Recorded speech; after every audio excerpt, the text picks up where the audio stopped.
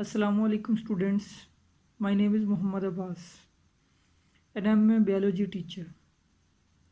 जैसा कि आप लोग जानते हैं कि 9th क्लास के 2 पेपर हो चुके थे, इंग्लिश का और बायो का, और उसके बाद कोविड-19 की वजह से बाकी के पेपर जो है वो पोस्टपोन कर दिए गए।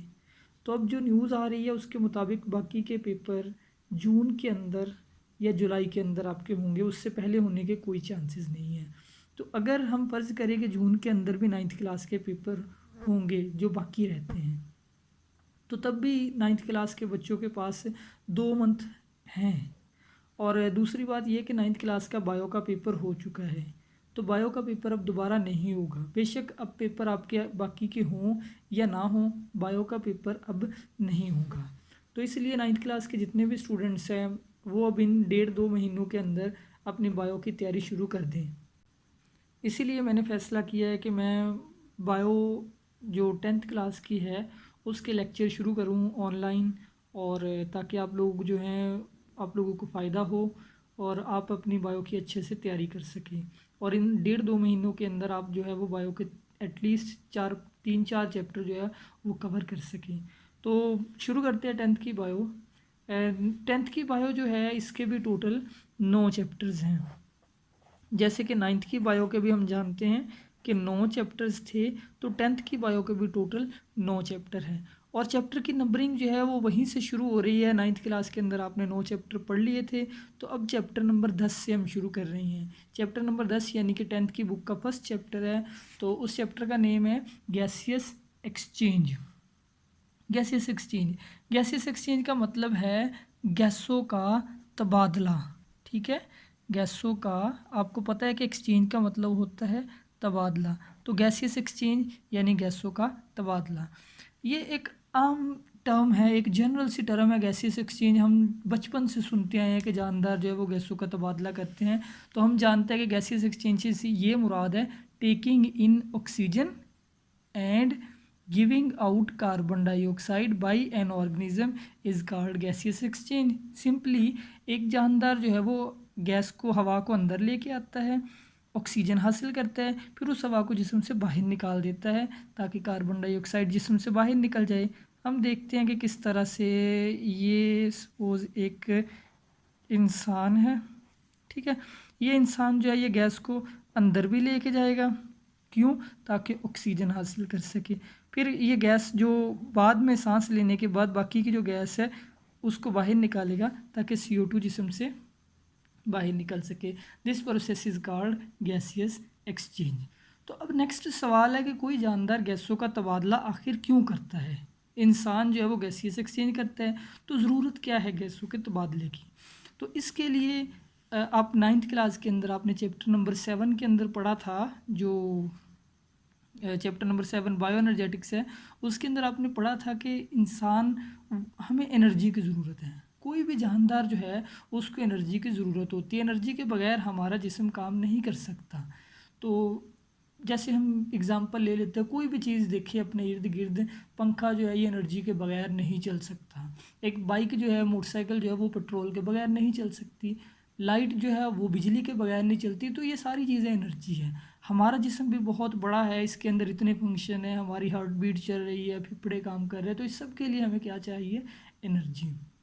हमारे सेलों को भी एनर्जी चाहिए। एनर्जी कहाँ से आती है? डेफिनेटली हर एक को पता है कि एनर्जी जो है वो खुराक से आती है। जो खुराक हम खाते हैं उसके अंदर एनर्जी होती है। तो एनर्जी कहाँ से आती है? फूड से। लेकिन फूड के अंदर जो एनर्जी होती है वो होती है स्टोर्ड एनर्जी। फूड के अंदर जो एनर्जी है वो कौन सी एनर्जी होती है? स्टोर्ड होती है। ठीक है, और किस शक्ल में स्टोर्ड होती है? CH बॉन्ड की सूरत में, कार्बन और हाइड्रोजन के बीच बॉन्ड। हम मिसाल ले लेते हैं ग्लूकोज। जैसे हम ग्लूकोज खाएं तो ग्लूकोज के अंदर एनर्जी तो है, लेकिन वो एनर्जी होगी स्टोर्ड एनर्जी। अब उस एनर्जी को जो निकालने का प्रोसेस है उस प्रोसेस को कहते हैं सेलुलर रेस्पिरेशन। देखते हैं कैसे। सपोज ये एक सेल है, ठीक है, ये एक सेल है, दिस इज़ अ सेल, और इस सेल के अंदर जो खुराक हमने खाई है वो खुराक हर सेल तक पहुंचती है, तो फिर इस सेल तक भी हमारी बॉडी का कोई एक सेल हो सकता है। जो भी हमने फूड खाई वो फूड हर सेल तक पहुंचाई जाती है हमारे ट्रांसपोर्ट सिस्टम के ज़रिए। तो सपोज़ फूड के अंदर से एक ग्लूकोज का मॉलिक्यूल C6H12O6 यहाँ तक पहुँच गया इस सेल तक। अब इस सेल को एनर्जी की ज़रूरत है, एनर्जी चाहिए, तो एनर्जी कहाँ से आएगी? जो हमने ऑक्सीजन हम अंदर लेके गए थे वो ऑक्सीजन जो है वो हमारे लंग तक आती है, लंग से फिर पहुंचती है सेल्स तक, तो इस सेल के अंदर वो ऑक्सीजन आई। ठीक है, अब ग्लूकोज के अंदर एनर्जी है, ऑक्सीजन इस सेल के अंदर आई। अब ये प्रोसेस होगा कि ऑक्सीजन इस ग्लूकोज को तोड़ेगी, इसमें से निकलेगी CO2 प्लस साथ बनेगा H2O और साथ निकलेगी एनर्जी। ठीक है, ये चीज़ आपने पढ़ी है। ये एनर्जी जो निकलेगी फिर इस एनर्जी से क्या बनाया जाएगा? ATP। क्या बनाया जाएगा? ATP। इस प्रोसेस को हम नाम देते हैं सेलुलर रेस्पिरेशन। ठीक है, ये प्रोसेस जो है ये क्या है? ये है सेलुलर रेस्पिरेशन। सेलुलर रेस्पिरेशन में क्या किया जा रहा है कि फूड को तोड़ा जा रहा है और जो एनर्जी निकलती है उस एनर्जी से ATPs बनाए जाते हैं। ATP के बारे में अपने 9th क्लास में पढ़ा था कि ATP जो है इसका मतलब होता है एडिनोसिन ट्राईफॉस्फेट। और ATP क्या है? ATP है energy currency of cell.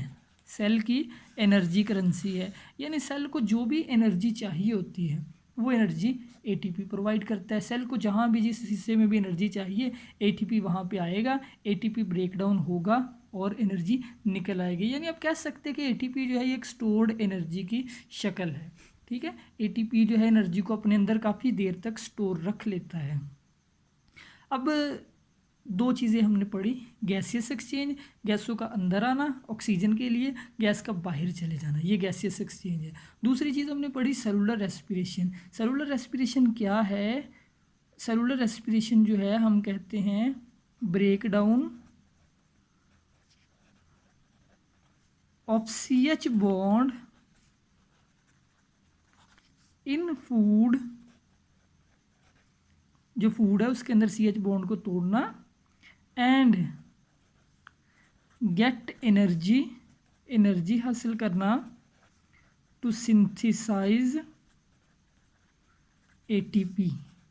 This process is called cellular respiration. याद रखिए कि सेलुलर रेस्पिरेशन हमेशा सेल के अंदर होती है। ठीक है, ये एक प्रोसेस है जो हमारे हर सेल में हो रहा है, हमारे ही नहीं हर जानदार के हर सेल में हो रहा है और इससे एनर्जी जानदार हासिल करते हैं। अगर ये प्रोसेस रुक जाए यानी हमारे सेलों के अंदर एनर्जी पैदा ना हो तो ज़ाहिर बात है फिर हम जिंदा नहीं रह सकेंगे, हम मर जाएंगे। अब एक चीज़ और है, आमतौर पे हम एक लफ्ज़ और है वो है ब्रीथिंग। ब्रीथिंग का लफ्ज़ी मतलब क्या होता है? ब्रीथिंग का लफ्ज़ी मतलब है बच्चों सांस लेना। ब्रीथिंग का मतलब होता है सांस लेना।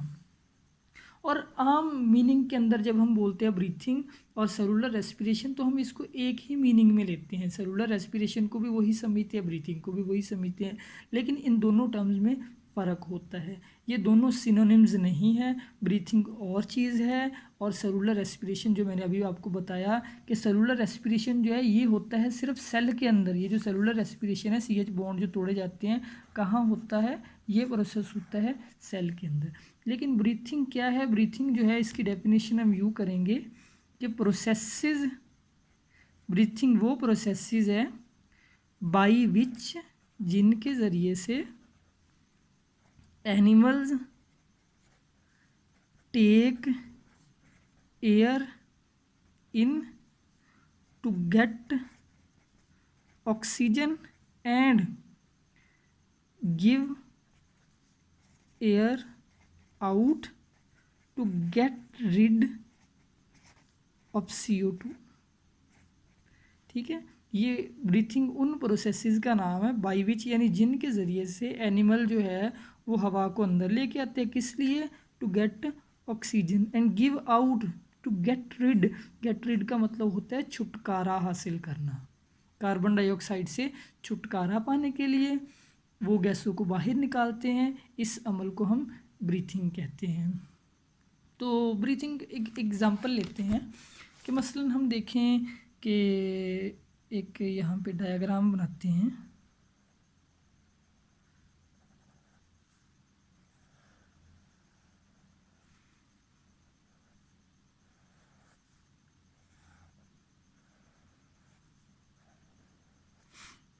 ये एक इंसान है, ठीक है। अब हवा को अंदर हम कैसे लेके आएंगे? हवा को अंदर लाने का कुछ प्रोसेस है कि हमारे फेफड़े जो है वो हवा को खींचते हैं। यहाँ पे हमारे चेस्ट के अंदर हमारे 2 लंग्स होते हैं, ठीक है। फेफड़े जो है वो फैलते हैं और हवा को अंदर खींचते हैं। हवा अंदर आएगी जब फेफड़े जो है वो थोड़ा सा अपने साइज से फैलते हैं, उस वक़्त हवा जो है वो अंदर आती है। अब फेफड़े कैसे फैले? फेफड़ों को किस चीज़ ने मजबूर किया कि लंग्स जो है वो एक्सपेंड हो? लंग्स एक्सपेंड कैसे हुए? ये अमल ब्रीथिंग है। और यानी ब्रीथिंग जो है ये एक, अब दोनों के अंदर मैं थोड़ा सा फ़र्क भी लिखता हूँ कि ब्रीथिंग और सेलुलर रेस्पिरेशन में क्या फ़र्क है। ये बड़ा इंपॉर्टेंट शॉर्ट क्वेश्चन है कि ब्रीथिंग और सेलुलर रेस्पिरेशन में फ़र्क करें। तो ब्रीथिंग जो है ये एक मैकेनिकल प्रोसेस है।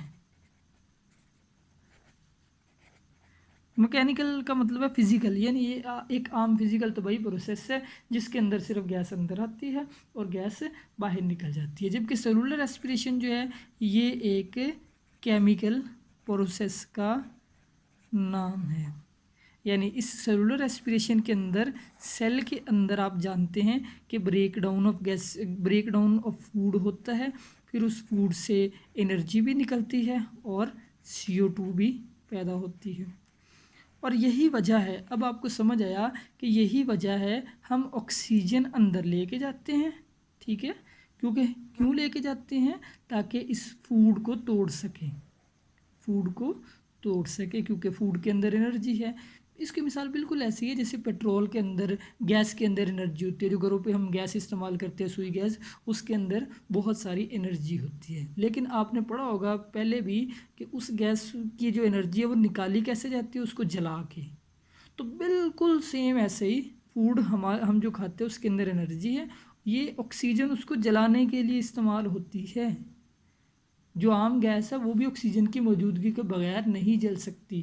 तो ये जो फूड हम खाते हैं ये भी ऑक्सीजन के बगैर नहीं जल सकती और फिर CO2 पैदा होगी। फिर CO2 को हम बाहर निकाल देंगे। जो सेलों के अंदर CO2 पैदा होगी हमारी सारी बॉडी से वो लंग्स में आएगी और लंग्स से फिर वही CO2 बाहर निकाल दी जाएगी। ब्रीथिंग एक मैकेनिकल प्रोसेस है, ये सिर्फ मूवमेंट्स का नाम है। जो गैस को एक्सचेंज करते वक्त हमारी चेस्ट में, हमारे नोज़ में, हमारे लंग्स में जो मूवमेंट हो रही है वो ब्रीथिंग है। आज के लिए सिर्फ इतना ही, और मैं अब एक बार जो आज पढ़ा उस सारे को रिवाइज़ कर देता हूँ कि आज हमने क्या क्या पढ़ा। तो आज हमने पढ़ा कि गैसेस एक्सचेंज से क्या मुराद है? ऑक्सीजन को अंदर लेके आना और कार्बन डाइऑक्साइड को जिस्म से बाहर निकालना। फिर हमने पढ़ा कि हमें गैस क्यों अंदर लेके आते हैं, हमें ऑक्सीजन क्यों अंदर लेके आते हैं। उसके लिए हमने पढ़ा कि हमें ऑक्सीजन ज़रूरी है फूड को तोड़ने के लिए। फूड जो है उसके अंदर एनर्जी है, ऑक्सीजन की मौजूदगी में उसको तोड़ेंगे, एनर्जी से ATPs बनाएंगे। फिर इन ATP से हमारी बॉडी, हमारे सेल्स जो है वो अपनी एक्टिविटीज़ करते हैं और जो CO2 पैदा होती है फिर उस CO2 को हम जिस्म से बाहर निकाल देते हैं। फिर हमने ये पढ़ा कि सेलुलर रेस्पिरेशन की डेफिनेशन के CH बॉन्ड को तोड़ना, एनर्जी पैदा करना सेल में। ब्रीथिंग हमने पढ़ा कि वो सारी मूवमेंट, वो सारा प्रोसेस जिसके ज़रिए से गैस अंदर आती है और गैस बाहर निकल जाती है। और फिर हमने ये चीज़ पढ़ा कि ये ब्रीथिंग और सेलुलर रेस्पिरेशन में मेन डिफरेंस क्या है।